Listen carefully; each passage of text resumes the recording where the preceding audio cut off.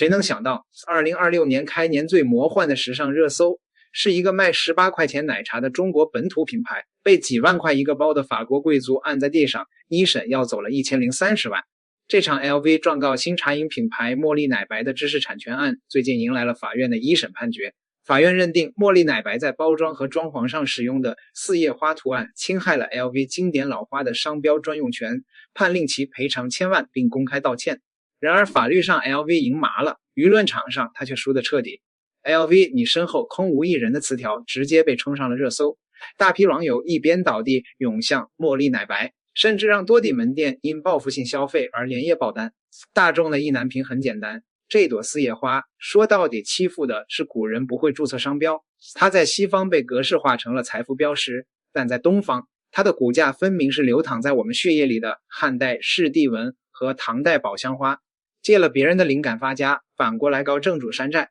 這種文化解釋權的錯位讓無數人咽不下這口氣。如果你去翻看2000年前漢代的銅鏡、瓦當、絲織品，就會發現大名鼎鼎的士地紋，一種形似柿子成熟後的絲瓣花萼，那是古人用來標記東西南北，指代天下萬物的符號。皇家建築和青銅器上刻上它，寓意的是四方平安、江山穩固。到了隋唐時期，這一符號升級成了更為飽滿華麗的寶相花紋，在敦煌壁畫、宮廷樂器上隨處可見。日本遣唐使將花紋帶回日本後，演變為貴族對稱家紋。19世紀，歐洲掀起東方熱，大量東方紋樣流入法國。LV 設計師直接借鑑了這套成熟的對稱圖形，微調線條加上品牌字母，搖身一變成了獨家經典設計，還搶先注冊了商標，牢牢鎖死版權。老祖宗免費流傳1000年的公共美學，在近代被西方大牌格式化並圈地注冊，摇身一变成了高不可攀的私有資產。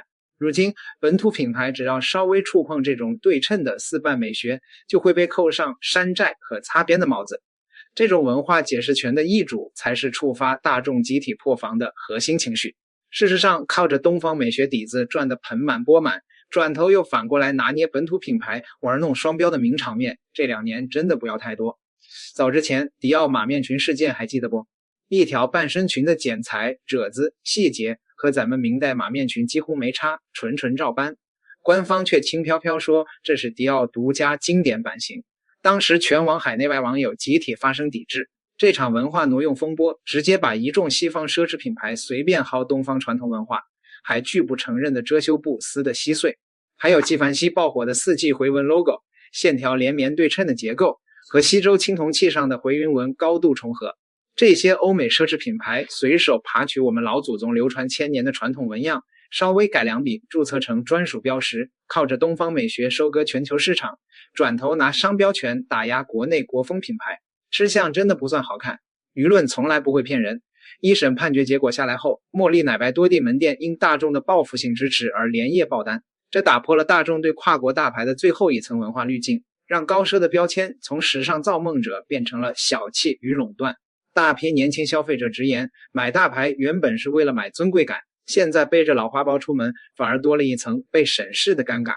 這些年 LV 拼命深耕中國市场，搞國風聯名，出東方限定款，拼命貼合國潮，以討好年輕消費者。然而好不容易攒下的口碑卻在這一波強硬的法務操作中大打折扣。懂時尚的都知道，奢侈品賣的從來不是材質和工藝，核心賣的是文化溢價和情緒價值。LV 贏了冷冰冰的法條，卻透支了中國市場最珍貴的民心。在國潮崛起的當下，新一代消費者對本土文化的歸屬感與保護欲極強，靠着借用東方美學封神，最後靠着封殺東方國貨敗掉口碑。這種傲慢的商業格局注定贏不了長久的市場。說到底，法律是品牌的底線，人心才是品牌的天花板。這波千萬勝訴終將成為 LV 在中國市場最得不償失的一次翻車。LV 再還2場官司，栽了。1000年寶香花豈容一家外企獨佔？寶子們，點個關注、點讚、轉發，走一波！今天這件大事兒，解氣。2026年7月，兩起牽動整個文創行業的商標糾紛接連給出明確結論。廣東高院2審駁回 LV 全部上訴請求，北京知識產權法院駁回 LV 對國家知識產權局的行政訴訟。法院明確，寶相花、士地紋是中國1000年公共傳統文化紋樣，屬於代代相傳的公共文化符號，任何企業都無權壟斷。千百年流傳的老祖宗紋樣，終於有中國司法給它稱標了。廣東高院四葉花誰都無權壟斷。第一場是廣東高院二審的民事侵權案， LV 起訴國內商家使用四葉花圖案構成侵权，一審法院支持了 LV 的訴求，但二審階段廣東高院徹底推翻一審結論，駁回 LV 全部上訴請求，認定足構成侵權。法院的核心理由說得非常清楚，案涉四葉花圖案溯源是我國流傳千年的寶香花楹式地紋，屬於代代相傳的公共文化符號，並非 LV 獨創設計。廣東高院當年就明確劃定了保護範圍， LV 商標受到法律保護的部分僅限於 LV 字母搭配四葉花的完整組合標識，脫離了品牌字母，單獨的四葉花造型無具備專屬的品牌識別線，普通消費者不會僅憑這一個花型就聯想到 LV。 唐代壁畫、鎏黃文物、園林花窗、傳統製劑，到處都能看見同款紋樣，千百年流傳，屬於全社會的公共技術骨架。 LV 只是在傳統紋樣基礎上改了一點線條，做成自家老花商標。二、北京知產法院 LV 第6次告國之局又輸了。第二場是行政复搏，廣東汕頭個體戶黃明耀申請注冊了一款四葉花卉圖形的皮具商標，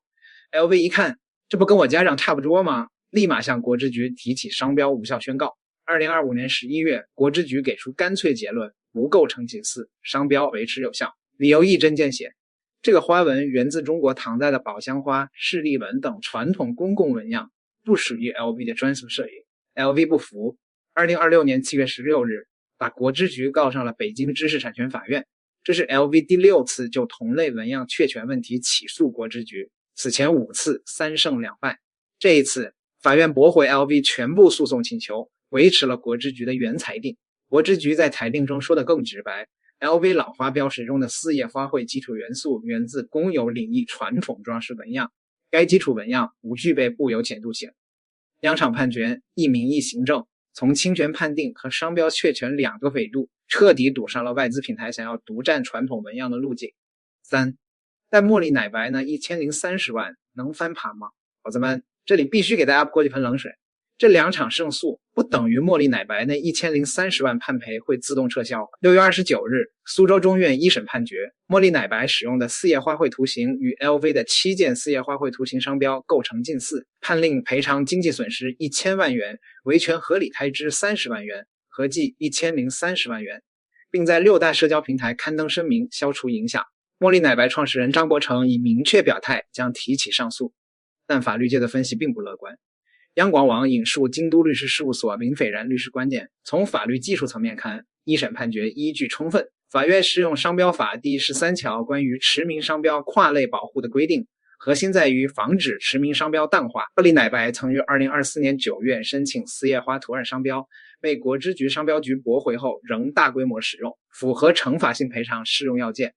二審改判空間有限，林斐然認為二審改變侵權認定的法律難度較大，改判空間可能主要集中在賠償數額以及雙方圖樣是否存在可區別的核心差異上。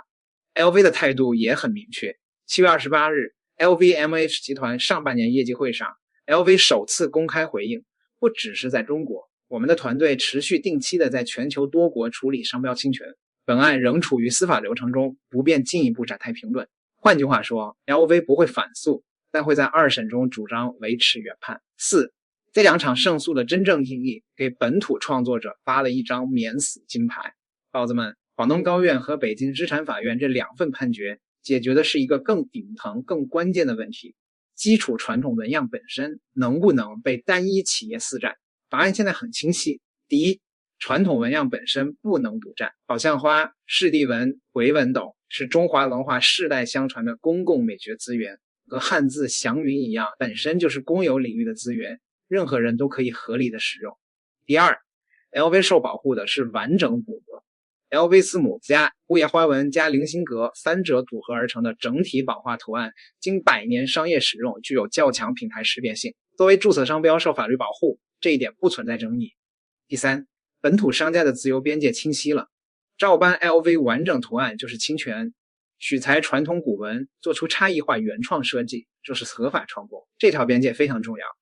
法院沒有說用了絲葉花就不侵權，而是說用了公有傳統紋樣做出差異化設計就不侵权。意思是你可以自由借鑑、改良、設計傳統紋樣，但不能刻意仿制 LV 的獨創排布方式，不与 LV 注冊商標構成近似。无數本土中小商家、文創從業者終於可以從用個傳統花紋就收律師函的恐懼中解脫。